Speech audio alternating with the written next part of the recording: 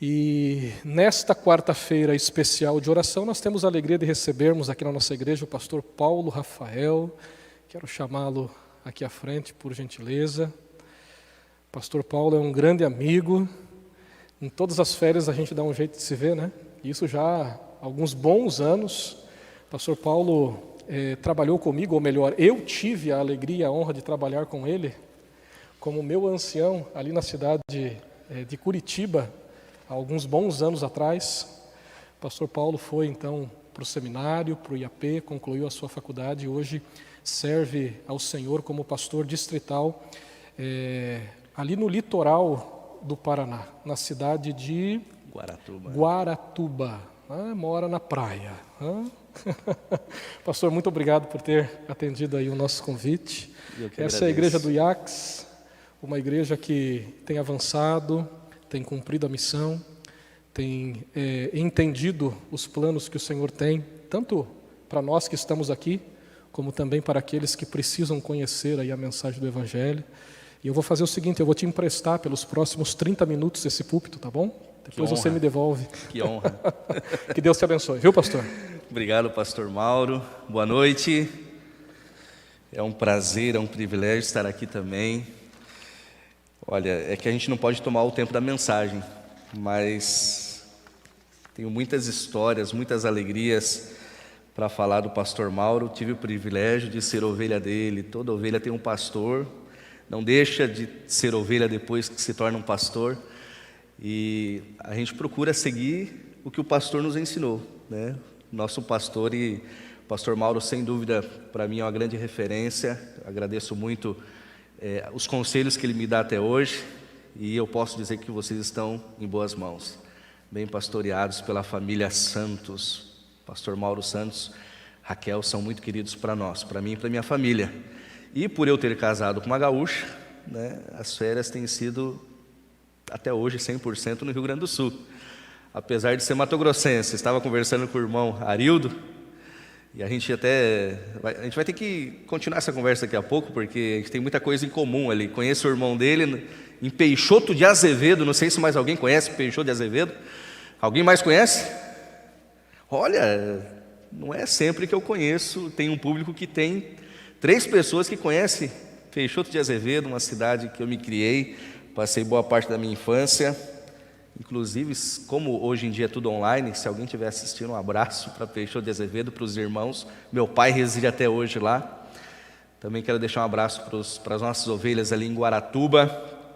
Estamos finalizando as férias, mas sempre conectado ali com as ovelhas também, né? Deus seja louvado por essa igreja, uma igreja linda. Parabéns pela igreja de vocês.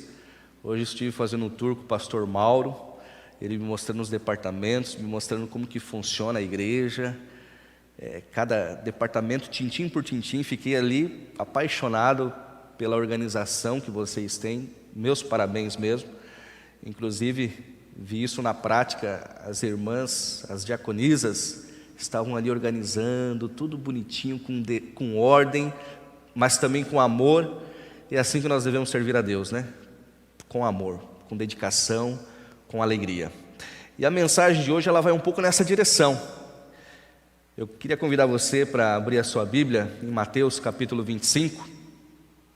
Mateus capítulo 25, ali, acho que você já sabe o tema, já foi divulgado. Nós vamos falar sobre a parábola dos talentos. Um abraço também carinhoso para quem está na internet, quem está em casa assistindo, quem está no carro. Opa, é lá? Então, um abraço, que Deus possa abençoar você também.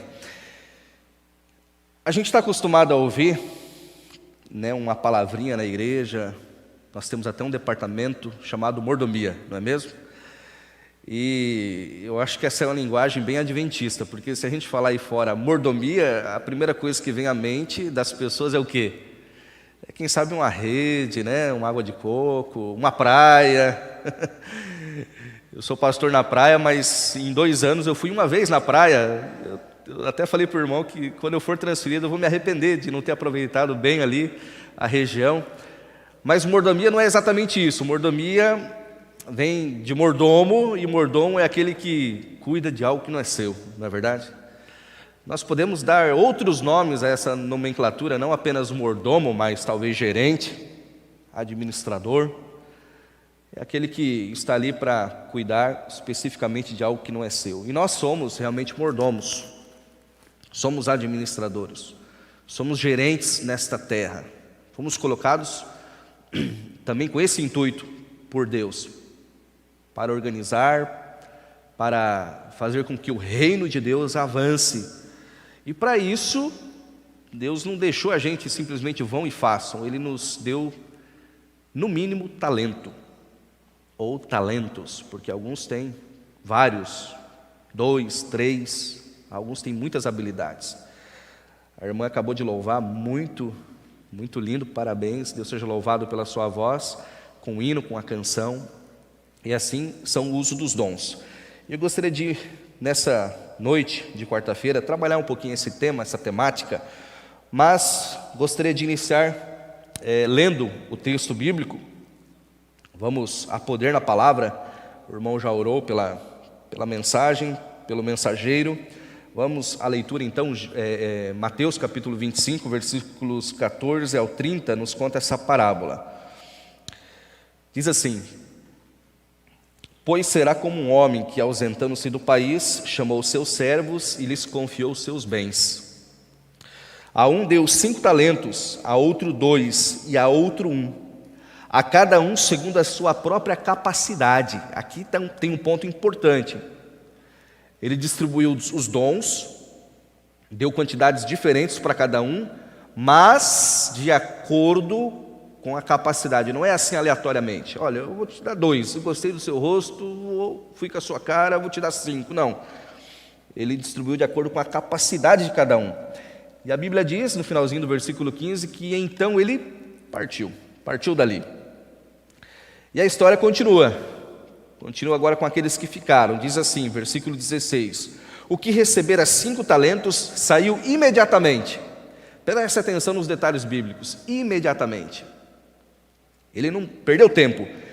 Ele saiu imediatamente a negociar com eles e ganhou outros 5. Do mesmo modo que recebera 2, ganhou outros 2. Mas o que recebeu 1, saindo, abriu uma cova e escondeu o dinheiro do seu senhor.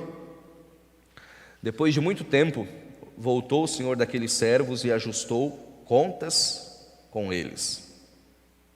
Então, aproximando-se, o que recebera 5 talentos, entregou outros 5, dizendo: Senhor, confiaste-me 5 talentos, eis aqui outros 5 talentos que ganhei.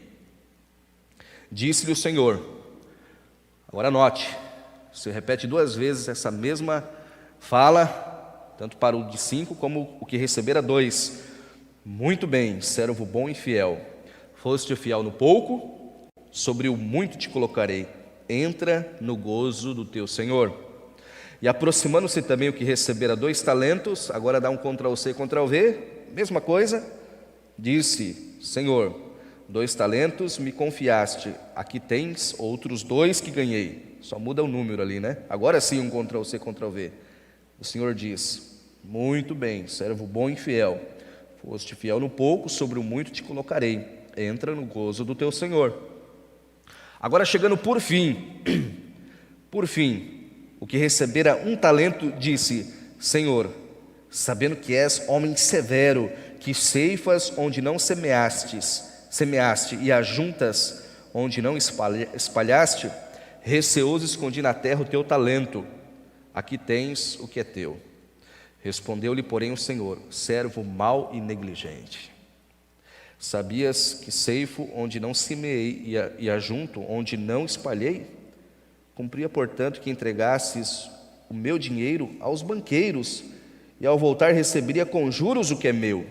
Tirai-lhe, pois, o talento, e dai ao que tem 10, porque a todo o que tem se lhe dará, e também em abundância, mas ao que não tem, até o que tem lhe será tirado.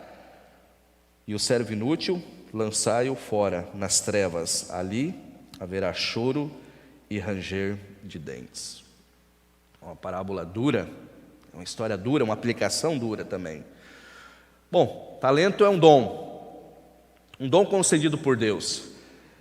E nós vemos que ao receber esse dom, ele deve ser exercitado, ele deve ser desenvolvido. É como um pintor que deixa de pintar e acaba não desenvolvendo mais o seu talento, ou um artista, ou mesmo um cantor, um músico, um atleta que não se exercita. Isso vai definhando, vai perdendo aquela capacidade até do dom que havia recebido.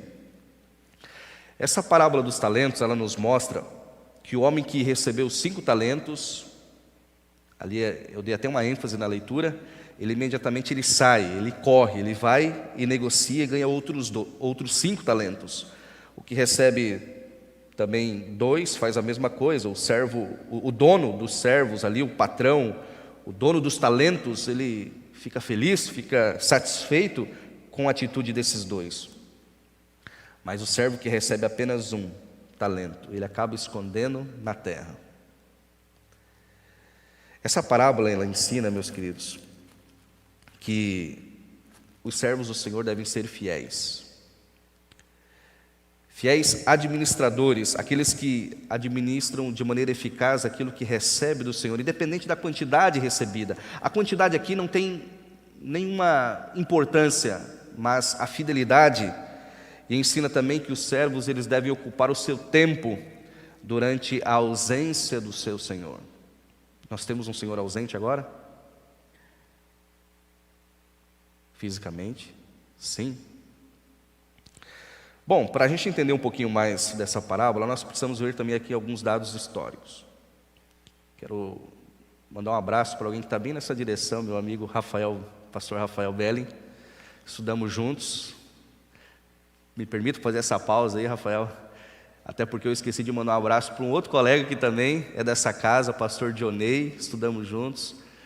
Ele está em férias, né, pastor? Deixa um abraço aí para ele, para a família, para o Rafael, para a família também. Eu tinha que mandar esse abraço, me desculpa. Vamos voltar agora para a parábola, tá bom?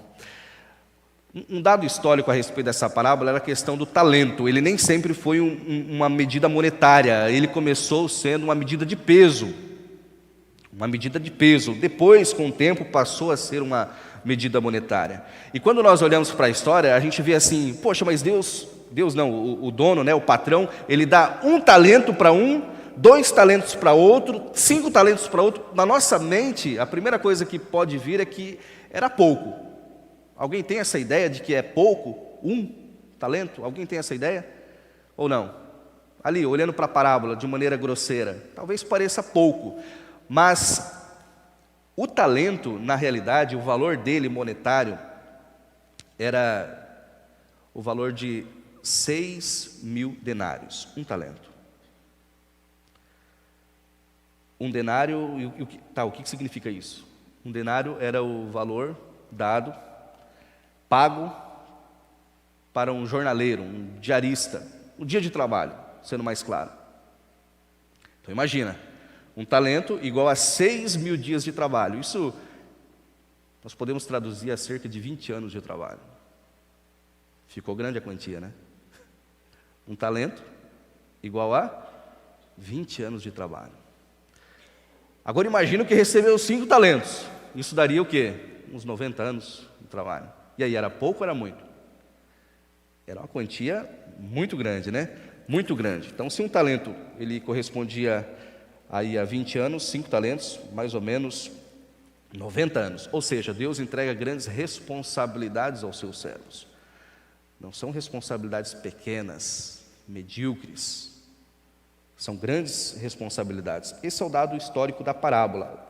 E o talento também poderia ser de prata, de cobre, de ouro, mas isso não diferenciava o tempo. Ele sempre, o valor dele, ele é sempre altíssimo. Mas há também algumas lições que nós podemos tirar dessa parábola, lições espirituais. Uma das lições é que cada um ele recebeu de acordo com a sua capacidade. Nós vemos isso muito claro no texto bíblico, no versículo 15. Cada um recebeu de acordo com a sua capacidade. A proporção do dinheiro era diferente, ele diferiu, não era igual. Mas cada um eles tinham o dever de ser igualmente fiéis e sábios naquilo que recebeu. Então veja, o importante aqui não era a quantia, mas a fidelidade de cada servo ao administrar o talento que era do seu Senhor. embora todos sejam iguais diante de Deus, nós sabemos que existem diferenças entre nós, homens. Quando eu digo homens, ser humano, né, em geral. Várias diferenças, dotes naturais, dons, capacidades. Por exemplo, eu mencionei a irmã que acabou de cantar. É um dom que eu gostaria muito de ter, apesar de já ter me arriscado algumas vezes. Os irmãos são sempre bondosos, eles dizem, não, pastor, foi muito bom, o jeito que você cantou, foi legal. Esses dias eu cantei em um jantar ali do Dia dos Namorados, eu fiquei com tanta vergonha, mas os irmãos, não, pastor, a gente vai fazer outro, canta para nós de novo. Eu falei, não, os irmãos, não, que é isso. Mas é um dom que eu gostaria muito de ter, de cantar, não tenho. Alguns têm uma boa memória, outros sabem desenhar, pintar, enfim, os dons, os talentos são vários. Agora, isso são diversificados, são habilidades, capacidades. Quem recebeu mais, no caso da parábola, tinha uma maior responsabilidade, até porque no regresso do Senhor, seus servos deveriam prestar contas das oportunidades que receberam. Apesar de haver aqui três servos na parábola, nós vemos que em espécie há apenas 2 servos. Isso fica muito claro, eu tenho certeza que você identificou isso na parábola também. 2 tipos, 2 espécies de servo. A primeira espécie é daqueles 2 primeiros servos que receberam 5 e 2 talentos, porque eles administram, eles correm, eles não poupam economia, eles fazem de tudo para que aqueles talentos sejam multiplicados. E Deus deu justamente aqueles talentos porque a capacidade deles era aquela, de administrar bem os talentos. Se aquele servo tivesse dado, por exemplo, 5 talentos, alguém que tinha capacidade de apenas 2, aquele servo ficaria confuso, não saberia administrar, não saberia como lidar com aquilo.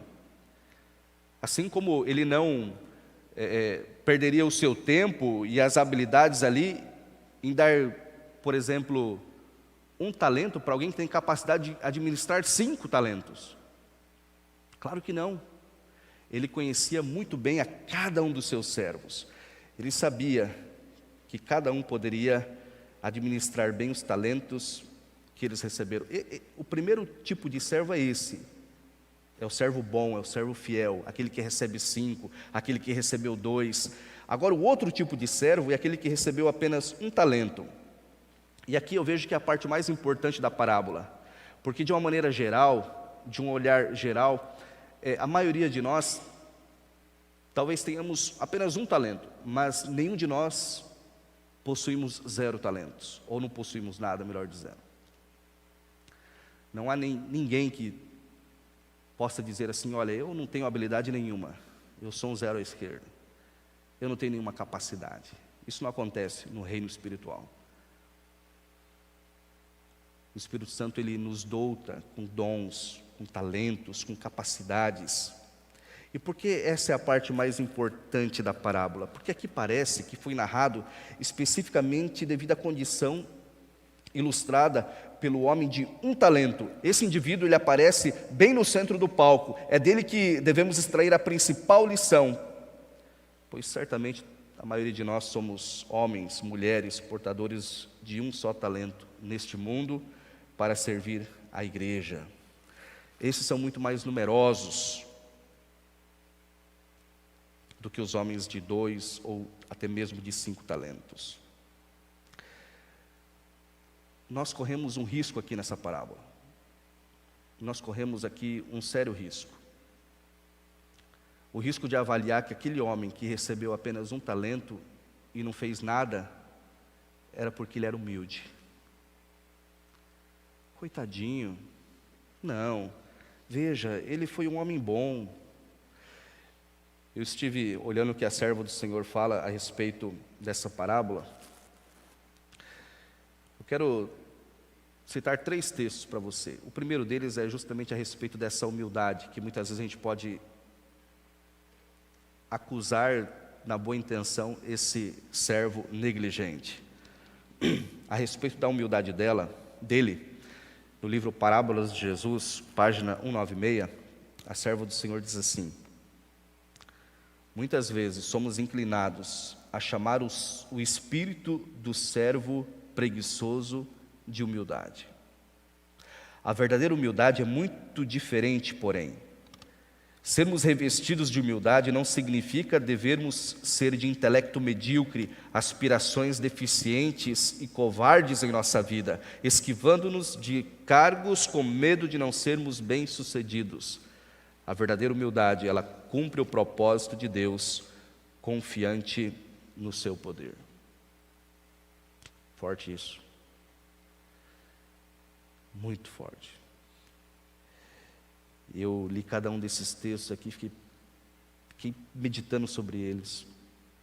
O servo foi negligente, não foi humilde. Aliás, a primeira característica que nós podemos avaliar desse servo que recebeu um talento, vamos aqui avaliar algumas características dele. A primeira característica não é uma característica negativa, é uma característica positiva. Ele não era desonesto. O que seria um servo desonesto? Seria aquele que recebeu um talento, volta o senhor, cadê o meu talento? Poxa, eu tive que pagar uma conta, eu não tenho todo ele, mas eu tenho a metade, ou eu tenho 90%, que seja 99%, mas eu não tenho todo. Isso não acontece na parábola. Ele devolve exatamente aquilo que o seu senhor confiou a ele. Ele não foi desonesto. A prova é justamente essa: não gastou o dinheiro, não desperdiçou, apenas não administrou de modo vantajoso. Mas desonesto, a gente não pode chamar ele de desonesto. Era um homem honesto. Agora, as próximas características, elas não são tão boas assim, não são tão positivas assim. Veja, ele era preguiçoso, negligente, improdutivo e egoísta. Em vez de aplicar o dinheiro, ele enterrou. Esse era o lugar mais seguro que os antigos escondiam seu dinheiro. Ele não fez nenhum negócio, não desenvolveu nenhuma atividade, nem mesmo se deu ao trabalho de valer dos bancos, dos cambistas, do sistema ali criado pelos fenícios, né, de dinheiros a juros, de empréstimos, que já estava em pleno funcionamento na época ali do Império Romano. Eu tive pensando justamente nessa questão, e tentei contextualizar para os dias de hoje. Imagina assim, eu vou pegar o irmão Arildo ali, que a gente já fez amizade. Posso usar o senhor como uma ilustração, irmão? Posso? Confia aí, por favor. Digamos que eu chego para o irmão Arildo e falo assim: irmão Arildo, o senhor tem uma conta, o senhor certamente tem uma conta corrente poupança. Mas tem, né, irmão? Não vamos falar de saldo aqui. Mas o senhor utiliza ali o aplicativo do banco, alguma coisa assim também? Ou não? Utiliza? Então é o senhor mesmo. Vai ter que ser o senhor mesmo. Eu chego para o irmão e falo: irmão, é o seguinte, eu gostei do senhor, eu confio no senhor, e eu preciso viajar. Eu não sei quanto tempo eu vou demorar, mas eu preciso deixar esse dinheiro com alguém de confiança. Posso deixar com o senhor? Posso passar na sua conta? Vou fazer a transferência aqui, Pix. Não sei se dá para fazer um Pix nesse valor, mas é R$1 milhão, tá? Eu não tenho esse dinheiro, tá? Não tenho, tá?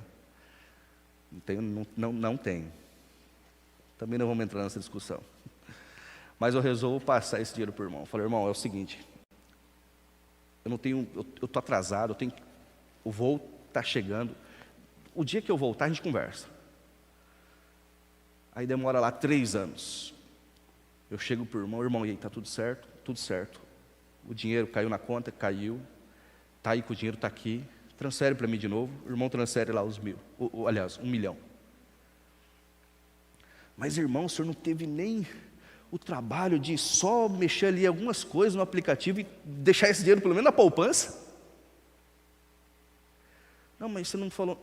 Mas, irmão, colocasse pelo menos, tirasse da conta corrente e transferisse para a poupança, por favor, o dinheiro é o mesmo. Ele não fez nem isso, esse servo. Eu tive a curiosidade, isso sem inflação, tá? Não vamos contar com inflação. Tive a curiosidade de fazer aqui um cálculo, justamente com esse mesmo valor que eu fiz aqui essa comparação aqui com o irmão Arildo. 1 milhão de reais. Se você colocar 1 milhão de reais na poupança, que não é o melhor investimento hoje, a gente sabe, mas na poupança, sem contar a inflação, em 6 meses, esse 1 milhão já vão ser R$1.026.895. Rendeu 26 mil reais, em 6 meses. Em um ano, o rendimento vai ser de mais de 61 mil reais, na poupança. Em 3 anos, que é o tempo que eu fiquei fora aqui na história, teríamos mais 196 mil reais. Para ser exato, 196.681 reais. É o dinheiro que, se o irmão Arildo tivesse só transferido para a poupança dele para render juro, porque na conta corrente não vai render nada, mas na poupança já renderia um juro. O homem da parábola não fez nem isso. Ele não confiou nem nos cambistas ali, não fez nada, absolutamente nada. Ele apenas enterrou o dinheiro. Enterrar o dinheiro aqui seria o mesmo que deixar o dinheiro, enterrar o talento seria o mesmo que deixar um dinheiro parado na conta corrente sem render nenhum tipo de juros. Uma outra característica desse servo é que ele tinha uma baixa autoestima. Ele pensava, minhas aptidões são poucas, eu não sirvo para muita coisa, o que podem esperar de mim, o que eu posso fazer? Ele tinha essa baixa autoestima. E uma outra característica que eu achei essa aqui uma das mais cruéis, quem sabe uma das piores, é que ele tinha uma imagem muito negativa do seu Senhor.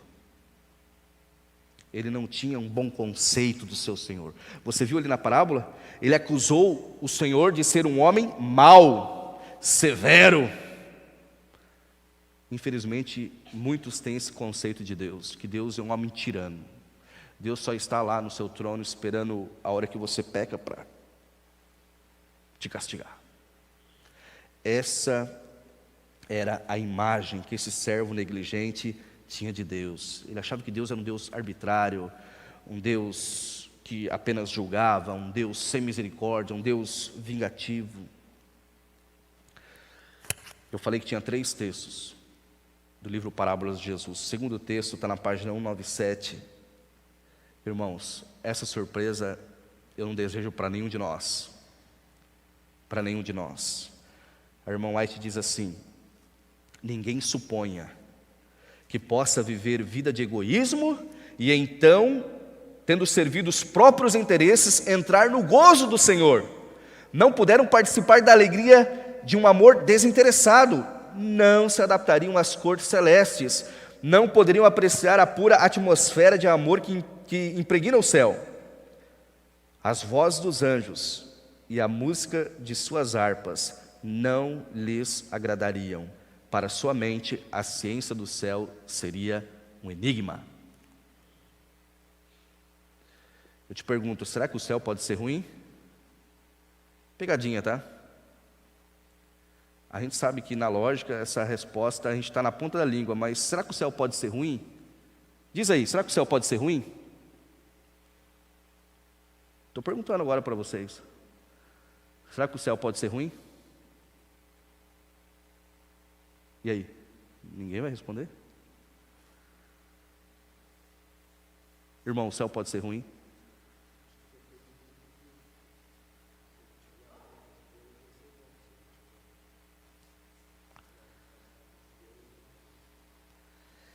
Exatamente, irmão. Não tem como o céu ser ruim. Mas se o reino de Deus não começa agora em minha vida, o céu vai ser enfadonho. Por isso eu nem vou estar lá, para essa pessoa, né? Enfadonha. Uma surpresa que nenhum de nós podemos ter. E o último texto, eu deixei o melhor por final. O anterior era de surpresa, esse é de atenção. Diz assim, página 198, Parábolas de Jesus. Muitos que professam ser cristãos desprezam as reivindicações de Deus e, contudo, não sentem que há injustiça nisso. Sentem que o blasfemo, o assassino, o adúltero merecem punição, porém eles mesmos acham prazer no culto religioso, gostam de ouvir a pregação do Evangelho e, por isso, cuidam ser cristãos. Embora tenham passado toda a vida cuidando de si mesmos, ficarão tão surpreendidos como o servo infiel da parábola, ao ouvir a sentença, tirai-lhe, pois, o talento. Mateus 25, 28. Aqui está falando de pessoas religiosas, pessoas que gostam de estar na igreja, de apreciar uma boa pregação, um bom culto, uma boa música, mas vivem uma vida de egoísmo, pensando apenas em si mesmas, elas receberão a mesma sentença do que o servo infiel da parábola do Senhor dizendo: tirai até o que tem, até o que possui, tirai-o. E Ellen White ainda termina dizendo: como os judeus confundem a honra das bênçãos com o uso que delas deveriam fazer. Ou seja, talento, dom, são bênçãos dadas por Deus para nós seres humanos, para a edificação do reino de Deus, para o avanço da obra de Deus. E muitas vezes a gente pensa que é para exaltação nossa, própria. Não, vou me aparecer agora com o meu dom. Claro que não, é para a edificação do corpo de Cristo, é para a salvação de almas, salvação de pessoas, nunca para um bem próprio, egoísta. Bom, concluindo. Uma das lições mais duras que essa parábola nos ensina é que aquilo que você não usa lhe será tirado. Essa para mim é a lição mais dura, mais difícil. Jesus estava demonstrando uma lei da vida: se você usa o que tem, terá mais, se não, perderá até mesmo o pouco que tem. E finalmente, a questão que mais nos interessa não é quanto eu recebi. Não é quanto eu recebi. É o que eu faço com o que eu tenho. Não importa se você tem um dom, ou se você tem 5. Não importa. O que tem 5 não é melhor do que o que tem 1. O que tem 1 não é pior do que o que tem 5. A questão é: eu estou sendo fiel com os 5 que eu tenho, ou com o 1 que eu tenho? O que eu estou fazendo com o dom que Deus me deu? A gente vive uma crise hoje, geral. Às vezes tem uma comissão de nomeações. Não, hoje não, esse ano não. Esse ano eu estou de férias. Esse ano eu vou descansar. Esse ano eu não quero cargo. Não, esse ano, para mim não. Cansado. Cada vez menos pessoas utilizam os dons que Deus lhe deu. Isso tem chamado muito a minha atenção, esse tema. Eu tenho pregado sobre ele também, no distrito que Deus nos colocou, para tentar criar um alerta na mente dos irmãos, virar uma chave, né? Porque nós estamos vivendo tempos tão difíceis, e o inimigo fazendo a festa. E às vezes a gente está com um pensamento lá longe do Evangelho, enquanto deveríamos estar apostos na batalha, guarda erguida, oração, armas espirituais, dons que Deus nos deu, fazendo o reino de Deus avançar. Que Deus possa nos despertar. Se alguém aqui estiver nesse tema, dormindo, que Deus, através do seu Santo Espírito, possa chacoalhar, acordar, despertar, porque ainda há tempo. Essa é a boa notícia. Há tempo, há tempo. O Senhor ainda não voltou, mas Ele virá para um ajuste de conta. Ele é pessoal, é individual. Vamos nos alertar. Estamos em guerra. Estamos num grande conflito. Que Deus nos ajude, nos desperte enquanto há tempo. Deus nos abençoe. Quero te convidar para ficar em pé, para a gente orar. Entregar mais uma vez nossa vida, nosso coração, nossa família, a Igreja de Deus, nas mãos do nosso Deus. Vamos orar. Querido Pai, te dou graças porque, apesar de vivermos tempos de crise, tempos de guerra, ainda há tempo. Tempo de arrependimento, tempo de confissão, tempo de nos armarmos com as armas espirituais novamente e nos colocar no posto da batalha, já sabendo, já tendo a grata notícia de que essa guerra, essa luta já está vencida através de Cristo Jesus. Nós somos coadjuvantes nessa batalha, mas o Senhor espera uma posição de cada um de nós. O Senhor deu dons, deu talentos à igreja para serem usados, para que o reino de Deus seja próspero, para que mais e mais pessoas conheçam a Ti e a Jesus Cristo como nosso único Salvador. Pedimos que continue abençoando esta igreja, sua liderança, cada família, cada lar, que cada um seja visitado pelo Teu Santo e bom Espírito, Senhor. E a oração que eu tenho feito há muito tempo é: Senhor, não permita que nenhum de nós nos percamos, por favor, tenha misericórdia de cada um de nós, mas também desperta-nos para a Tua volta e para as responsabilidades que o Senhor nos deu. São bênçãos que Te rogamos, no poderoso nome de Jesus. Amém. Amém. Deus seja louvado.